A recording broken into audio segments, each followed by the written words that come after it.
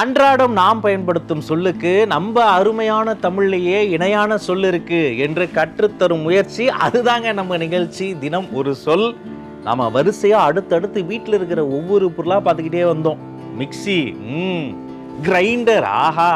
அப்ப அடுத்து என்ன சொல்ல போறோம் அப்படின்னு பார்த்தா, நாம அவசியமா தினமும் பார்க்கும் ஒரு பொருளை பத்தி தான் சொல்ல போறோம். போன வாரம் கூட நம்ம 2வது தடவை பையன் கையை உதறிக்கிட்டே வந்தான். என்ன பண்ணா, இல்லை சார் வீடு மாற்றும் போது எங்கள் பழைய பீரோவை தூக்குனேன்.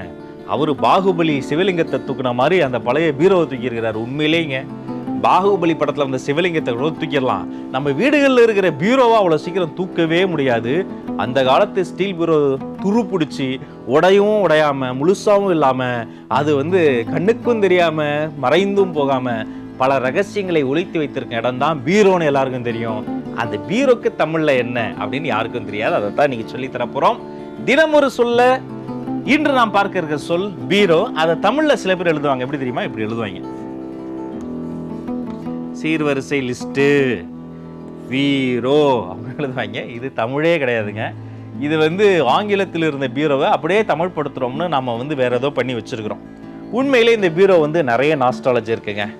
பல வீடுகளில் பார்த்தீங்கன்னா பீரோக்குள்ளே தான் எல்லாத்தையும் ஒளிச்சு வைப்பாங்க. எங்கள் வீடு ரொம்ப வித்தியாசம். எங்கள் வீட்டில் என்ன தெரியுமா பண்ணுவாங்க, இந்த மூக்குத்தி, வளையல், மோதிரம் எதெல்லாம் பீரோ லாக்கரில் வைக்கணுமோ அதெல்லாம் வெளியில் அப்படி அந்த பாத்ரூம் ஜன்னலில் அப்படி வச்சுருவாங்க. அப்போ எதை பீரோ லாக்கரில் வைப்பாங்கன்னா, நூல்கண்டு, ஊசி, குண்டூசி, பட்டனு இதெல்லாம் வச்சுருப்பாங்க. அம்மா என்னம்மா தங்க நகையை வெளில வச்சுருக்கீங்க, நூல்கண்டு உள்ள வச்சிருக்கீங்கன்னா, ஆமாப்பு நூல்கண்டு நம்ம தேடும் போது கிடைக்காதுல்ல, ஆத்திர அவசரத்துக்கு ஒரு குண்டூசி வேணும்லன்னு லாக்கரில் போட்டு பூட்டி வச்சிருப்பாங்க. ஆனால் ஒண்ணுங்க, இப்போ சமீப காலங்களில் பாருங்க, எல்லார் வீடுகள்லையும் கல்யாணமானவங்க வீட்டில் இருக்கக்கூடிய பீரோவை பார்த்தீங்கன்னா அதில் ஒரு 5 ஷெல்ஃப் இருந்தால் அதில் 4 ஷெல்ஃபு ஒய்ஃப் எடுத்துக்குவாங்க. மிச்சம் இருக்க ஒரு ஷெல்ஃப் புருஷன் நினைப்பீங்க. மிச்சம் இருக்க ஒரு ஷெல்ஃபு தான் பிள்ளைக்கு, எக்ஸ்ட்ராஸுக்கு, தேவையில்லாததுக்கு, ஒரு ரீசைக்கிள் பின்னு மற்றும் புருஷனுக்கு அப்படின்னு கொடுத்துருப்பாங்க. உனக்கு எப்படி தெரியுன்றீங்களா? நானும் பாதிக்கப்பட்டேன், நேரடியாக பாதிக்கப்பட்டேன். கல்யாணமான புதுசில் மட்டும் கிடையாதுங்க, அந்த காலங்களில் மொத்த வீட்டுக்கும் சேர்த்து சின்னதாக தான் இருந்தது பீரோ. அது ஸ்டீலில் வரும். அப்புறமேட்டு பார்த்தீங்கன்னா அது கைப்பிடி அவ்வளோ உறுதியாக இருக்கும். அதெல்லாம் பெரிய நாஸ்டாலஜி. இவ்வளவும் நினைவுக்கு வருதே. பீரோக்கு உங்களுக்கு ஒரு வார்த்தை தமிழில் நினைவுக்கு வருதா? சொல்லுங்க. அலமாரி. எல்லாரும் அவருக்கு ஜோரா கை தட்டுங்க. ஆனால் தவறான பதில், அலமாரி பீரோவினுடைய குறியீடு கிடையாதுங்க. இந்த அலமாரின்ற சொல்லு பார்த்தீங்கன்னா இந்த போர்த்துகீசிய, பிரிட்டிஷ், ஆங்கிலேய அந்த காலனி காலகட்டத்தில் வந்த ஒரு இன்ஃப்ளூயன்ஸில் வந்த வார்த்தை தான் இந்த அலமாரி. இதை பீரோன்னு நம்ம சொல்ல முடியாது. அப்போ இந்த பீரோவை இன்னும் தூய தமிழில் இதற்கு இணையான சொல் இருக்கா அப்படின்னு பார்த்தா இருக்குங்க.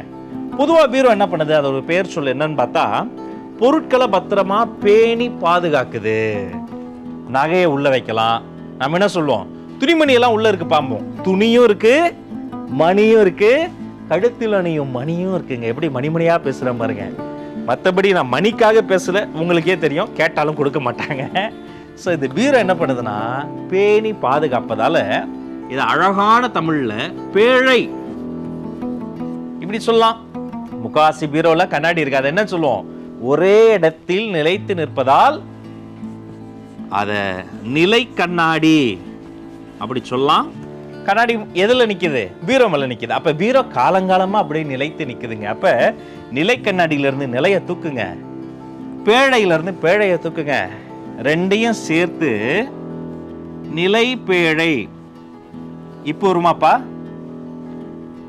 நிலை பேழை அப்படின்னு எழுதுங்க. இதுதாங்க பீரோ. பாருங்க, உங்க வீட்டில் இருக்கிற பீரோவை என் போர்டுல நான் அறிமுகப்படுத்துறேன். பீரோனா நிலைப்பேழை, நிலைப்பேழைனா பீரோ. இந்த நிலைப்பேழைக்குள்ளிருந்து அந்த தங்க நகைகளை எடுத்து தான் அப்படி கேளுங்க. இந்த நிலைப்பேழை உள்ளே எனது உடுப்புகளை பார்த்தீர்களா அப்படி கேளுங்க. கல்யாண சீர்வரிசையில பொண்ணுக்கோ பையனுக்கோ நிலைப்பேழையை தாங்க. நிலைப்பேழைன்னு சொல்லும் போதே தமிழும், அந்த தமிழ் சொல்லும் நம்ம சந்தோஷத்தை, நம்மளோட இன்பங்களை, நம்மளோட செல்வத்தை நிலைத்து பேணி பாதுகாத்து பேழையாக அது நிலைத்து நிற்குங்க.